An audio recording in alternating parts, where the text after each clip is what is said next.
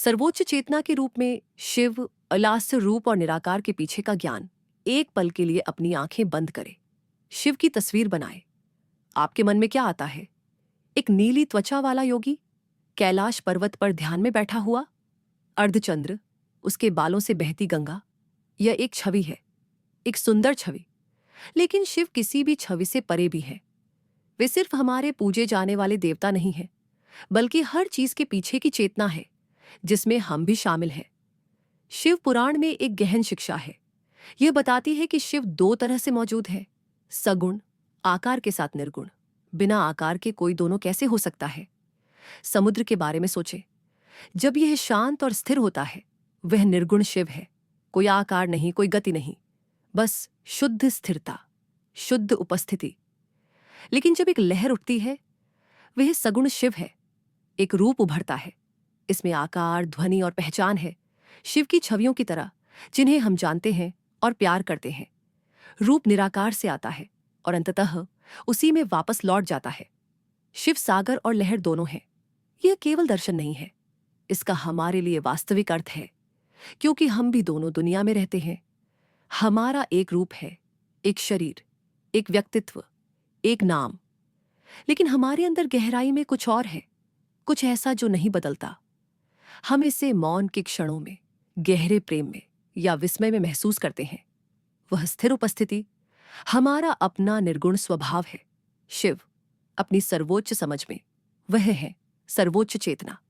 इसके बारे में सोचें। आप अपने विचार नहीं हैं, आप ही उन्हें देख रहे हैं। आप अपनी भावनाएं नहीं हैं, आप ही उन्हें अनुभव कर रहे हैं।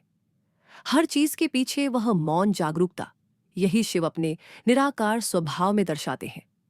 आज लोग इसके लिए कई शब्दों का उपयोग करते हैं, उपस्थिति, जागरूकता, चेतना, माइंडफुलनेस। लेकिन हजारों साल पहले शिव पुराण ने इसे अस्तित्व का सच्चा सार बताया था। एक अभ्यास नहीं, बल्कि हम जो हैं उसका आधार। हमारी शोरगुल भरी विचलित दुनिया में यह ज्ञान बहुत प्रासंगिक है। हमें पीछा करना सिखाया जाता है, सफलता, दिखावट, पहचान, लेबल। लेकिन शिव हमें एक अलग दिशा में ले जाते हैं। जाने दो, शांत रहो, साक्षी बनो। आप जागरूकता नहीं बनते, आप पहले से ही जागरूकता है। और जिस क्षण आपको यह एहसास होता है, भले ही एक सेकंड के लिए, आप निर्गुण शिव से जुड़ जाते हैं। इसका मतलब यह नहीं है कि हमें सगुण पक्ष को अनदेखा करना चाहिए।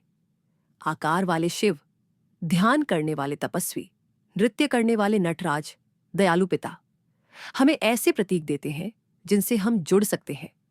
निराकार को समझना मुश्किल है, इसलिए यह आकार लेता है, अपने लिए नहीं, बल्कि हमारे लिए। जैसे पानी एक कप का आकार ले लेता है ताकि हम पी सके। और यहां गहरी सुंदरता है। जब हम ओम नमः शिवाय का जाप करते हैं, जब हम ध्यान या प्रार्थना करते हैं, तो हम किसी दूर की चीज को नहीं पुकार रहे होते हैं। हम अपने भीतर पहले से मौजूद मौन उपस्थिति से जुड़ रहे होते हैं। हम याद कर रहे होते हैं कि हम वास्तव में कौन हैं। हम अपने तनाव नहीं हैं, हमारी भूमिकाएं नहीं हैं, यहां तक कि हमारा नाम भी नहीं है। हम स्वयं जागरूकता हैं, हम स्वयं चेतना हैं, हम हैं। जैसा कि शिव पुराण कहता है, शिवोहम, मैं शिव हूं।